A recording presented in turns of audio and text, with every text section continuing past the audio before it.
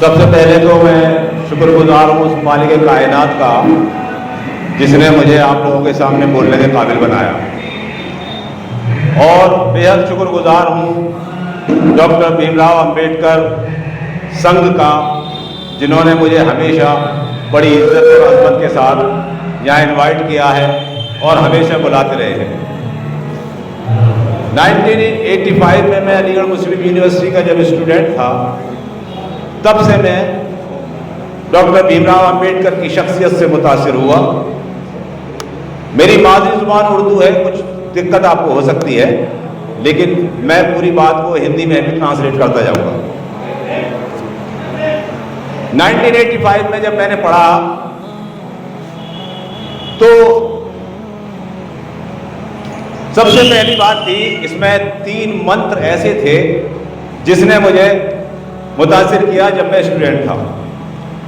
ये मंत्र थे शिक्षा का, संगठित होने का और संघर्ष करने का।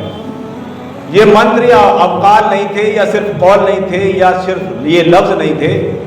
मैं इसकी डिटेल में गया तो पता चला ये 3 ग्रंथ थे जो इस समाज को एक ऐसी प्रेरणा और एक ऐसा सबक देने के लिए आए थे कि हमने वो 133 साल में भी वो सबक बहुत कम हासिल किया।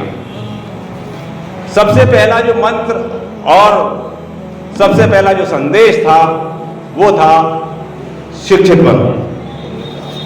श्रद्धांजलि अर्पित करता हूँ और दिल से खराज अकीदत पेश करता हूँ उस अजीम शख्सियत को, डॉक्टर भीमराव अंबेडकर को, कि 133 साल में हिंदुस्तान की कोई माँ ने अभी तक ऐसा लाल पैदा नहीं किया जिसका मुकाबला डॉक्टर भीमराव अंबेडकर की शख्सियत से किया जा सके। तालीम का जो मेयार था, तालीम के मेयार में मैंने कुरान पढ़ा तो उसमें सबसे पहली आयत पढ़ने लिखने से थी, और ये सिमिलरिटी जब मैंने देखी तो मैंने स्टडी किया। लाइब्रेरी में मूक दर्शक और बहिष्कृत भारत जैसे अखबार वहाँ मौजूद थे, जिनके संपादकीय पृष्ठ मैंने पढ़े, और मैं उस शख्सियत से 1985 से लेकर आज तक इस कदर मुतासिर रहा कि मैं हमेशा जुड़ा रहा। तालीम का मेयार जो था उसमें यह भी था कि अधूरी तालीम उस तलवार की तरह है जो सीने में डालकर छोड़ दी गई हो, और अफसोस के हिंदुस्तान की सरजमीन पर अधूरी तालीम और अधूरे शिक्षक बेशुमार मौजूद हैं। सूफी संतों की ये ज़मीन, गंगा जमनी तहजीब की ये ज़मीन, इसे ही पामाल किया गया अधूरी शिक्षा की वजह से। अधूरी तालीम में और पूरी तालीम में बेशुमार फ़र्क है। अधूरी तालीम के वारिस मुसन्नदों पर बैठ गए, अधूरी तालीम के वारिस संत बने, अधूरी तालीम के वारिस सूफी बने, और समाज को मोहब्बतों की चादरें उड़ाने के बाद उन्होंने चिंगारियाँ फेंकनी शुरू की। इसका नतीजा आप देख भी सकते हैं कि बहुत सारे संत जेलों में भी पहुंचाए गए। ये सब अधूरी तालीम का एक मेयार था, जिन्होंने कभी अंदर की यात्रा नहीं की।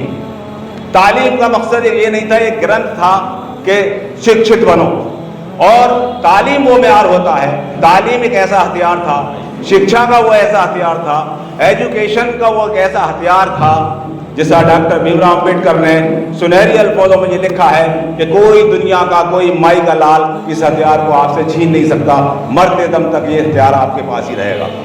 इसी हथियार के जरिए आप संघर्ष कर सकते हो, संगठित रह सकते हो। इसी हथियार के जरिए आप अपने हुकूक हासिल कर सकते हो। दबे कुचले लोग और मजलूम, बेसहारा, दलित और पिछड़े वर्ग और शूद्र जैसे लोग, अगर मैं उनकी हिस्ट्री में जाना चाहूँ तो बहुत देर हो जाएगी, और बहुत सारे लोगों को शायद पता न हो कि इनके पास कोई एक्सक्यूज़ नहीं था तालीम हासिल करने के लिए, जैसे कि बहाने आज हम लोग बनाते हैं। हिंदुस्तान की तालीम का मेयार आज ये हो गया है कि हम सिर्फ अपनी नौकरियां तलाश करने के लिए तालीम हासिल करते हैं।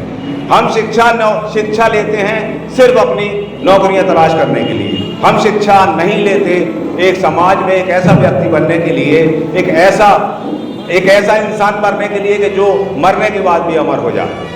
हमें सिर्फ अपने आप से मतलब रह गया है। तालीम का मेयार इस कदर गिरा है। तालीम में सर सैयद अहमद खान ने कहा था कि बेइल्म रहने से पैदा न होना अच्छा है, क्यों कि जहालत ही सारी मुसीबतों की जड़ है। उन अधूरे तालीम याफ्ता लोगों ने हिंदुस्तान की सरजमीन पर कब्जा किया, सभी चीज़ों पर कब्जे पर वो आए। धर्म गुरु, अधूरी तालीम के वारिस, उन्होंने मोहब्बतों की जगह चिंगारियां फेंकनी शुरू की। एक मिसाल आपने सुनी होगी, नीम हकीम खतरे जान, इस बात को सब बोलते हैं, लेकिन एक दूसरी लाइन भी है, नीम हकीम खतरे जान, नीम मुल्ला खतरे ईमान। पूरी बात यह है, नीम हकीम, अगर कोई अधूरा, नीम कहते हैं आधे को, अगर कोई अधूरा डॉक्टर है तो, और अगर आप बीमार हैं तो आपकी जान को खतरा हो सकता है। अगर आप नीम मुल्ला खतरे ईमान, अगर कोई आधा शिक्षक आपको शिक्षा दे रहा है तो अंधा अंधे को रास्ता दिखा रहा है, और ऐसा ही समाज पैदा होता है जैसा कि शिक्षा है। मुझे अफसोस होता है कि मैंने जो अपना तालीमी म्यार जब शुरू किया था तो पंडित गोकुल चंद शर्मा जी सोई के, उन्होंने मुझे उर्दू पढ़ाया, और मैं मुकर्रम इंटर कॉलेज के बाद अलीगढ़ मुस्लिम यूनिवर्सिटी में JS यादव साहब ने मुझे इंजीनियर बनाया, चक्रवर्ती साहब ने मुझे इंजीनियर बनाया। लेकिन आज अफसोस इस बात का होता है कि मैं इंजीनियर बनने के बाद जो मैंने बचपन से अपना सफ़र यहाँ तक शुरू किया, आज वो मेरा बच्चा वो सफ़र तय करने से कासिर है। अफसोस इस बात का होता है कि मेरा बच्चा अब हिंदुस्तान के उस शहरी या उस काबिल व्यक्ति की वजह से नहीं जाना जाता, बल्कि एक मुसलमान होने की हैसियत से जाना जाता है। ये मयार हमने अपनी ज़िंदगी में देखा है। आगे के हालात क्या होंगे आप अच्छी तरह से वाकिफ़ हैं। अधूरी तालीम के वारिसों ने जो जितना काम किया, संगठनों ने भी ऐसे ही काम किया। अधूरी तालीम के वारिस जब हिंदुस्तान की सरजमीन पर कब्जेबार हुए, और अधूरी तालीम के सूफी और संत धर्मगुरुओं ने जब अपने अपने संगठन बनाए, तो राजनीतिक संगठन तो बहुत बने हैं, बनते हैं और टूटते हैं। सामाजिक संगठन, पारिवारिक संगठनों को तोड़ा गया और राजनीतिक संगठनों को बनाया गया, और वो बनाने में कामयाब भी रहे, और वो कामयाब होंगे। क्यों कि हम अधूरी तालीम के वारिस हैं। डॉक्टर भीमराव अंबेडकर ने जो कहा था कि शिक्षित बनो, उस म्यार को हमने सिर्फ ये माना कि शिक्षा इतनी हासिल कर लो कि आपको एक छोटी सी नौकरी मिल जाए और आपकी ज़िंदगी सर्फ हो जाए। शिक्षा का मतलब ये नहीं है। शिक्षा का मतलब था अंदर की यात्रा करने का। उस इंसान ने किन पहलुओं से और किन हालातों में तालीम हासिल करने के बाद ये म्यार हासिल किया था। दुनिया का कोई शख्स, दुनिया का कह रहा हूँ, हिंदुस्तान का नहीं, पूरी दुनिया का कोई शख्स आपकी तालीम पर, आपके म्यार पर, आपकी शख्सियत पर, आपके एहसासात पर कोई उंगली उठा नहीं सकता। अगर दुनिया में उंगली उठाने का कोई अधिकार है तो वो डॉक्टर साहब भीमराव अंबेडकर को है, जिनकी उंगली हमेशा उठी रहती है। आपके ऊपर उंगली उठाने का अधिकार सिर्फ उस इंसान को है जो अभी पैदा नहीं हुआ वो शख्स जो आपका मुकाबला कर सके। अब बात आती है दूसरे मंत्र की या दूसरे ग्रंथ की, उसका नाम है संगठित रहो। संगठन इतने खराब हुए, राजनीतिक संगठन खूब बने, और राजनीतिक संगठनों ने सामाजिक संगठन तोड़ दिए, पारिवारिक संगठन तोड़ दिए। अभी हाल ही में 2 त्योहार ऐसे हिंदुस्तान की सरजमीन पर गुजरे हैं जिनका म्यार ही गले मिलने से होता है, जिनका म्यार सिर्फ मोहब्बत और भाईचारा होता है, और गिले शिकवे जो साल भर के होते हैं उन्हें हम ख़त्म करते हैं। वो था होली मिलन का और वो ईद मिलन का। और मैंने देखा, मुझे अफसोस होता है, बल्कि रोना आता है उन परिवारों पे जो अपने सगे भाइयों से न ईद मिल सके और न वो होली मिल सके। ये संगठन नहीं है, ये संगठन नहीं है। अगर हमारे परिवार में कोई संगठन नहीं है तो हम समाज में भी संगठन नहीं बना सकते। हाँ, राजनीतिक लोग तुम्हारे संगठनों का फायदा उठा सकते हैं। क्यों कि वो अधूरी तालीम के वारिस हैं और वो आपको वही परोसते हैं। अफसोस होता है उस बात का। संगठन जब ही बनते हैं जब पूरा समाज तालीम याफ्ता हो, और समाज में तालीम की बेहद ज़रूरत है। तालीम शिक्षा को कहते हैं, एजुकेशन को कहते हैं। और इन लोगों ने उन परिभाषित शब्दों को भी बदला। उनकी परिभाषाएं हमारे दिमागों में फीड कर दी कि परिभाषा ये नहीं है, परिभाषा ये है, और आज हम वही परिभाषा समझते हैं। अगर मैं डिटेल में तो नहीं जाना चाहता, सिर्फ एक मिसाल आपको देना चाहता हूँ। अगर आप गौर करें, अगर कोई आदमी मेरे ऊपर उंगली उठा के ये कहे कि इस आदमी का चरित्र खराब है, इस आदमी का कैरेक्टर खराब है, तो आप ये नहीं समझेंगे कि मैं बेईमान हूँ, मैं गाली बकता हूँ, मैं शराब पीता हूँ, मैं समाज का नासूर हूँ, बल्कि जो आप समझेंगे वो आप अच्छी तरह से समझ रहे हैं, मुझे कहने की ज़रूरत नहीं है। चरित्र का मतलब बदल दिया गया, चरित्र का मतलब बदला। एक ही मिसाल देता हूँ, एक मिसाल आखिर में दूंगा। डॉक्टर साहब भीमराव अंबेडकर ने तीसरा जो मूल मंत्र था वो था संगठित होने के बाद संघर्ष करने का। संघर्ष के क्या मायने थे और क्या बदल दिए गए। संघर्ष का मान्य थे, आज जब हम इंग्लिश में बहुत कमज़ोर थे, आज की इंग्लिश तो 80% बोली जाती है, इतनी बोली जाती है हिंदुस्तान की सरजमीन पर कि शायद अंग्रेज़ों के ज़माने में भी नहीं बोली जाती होगी।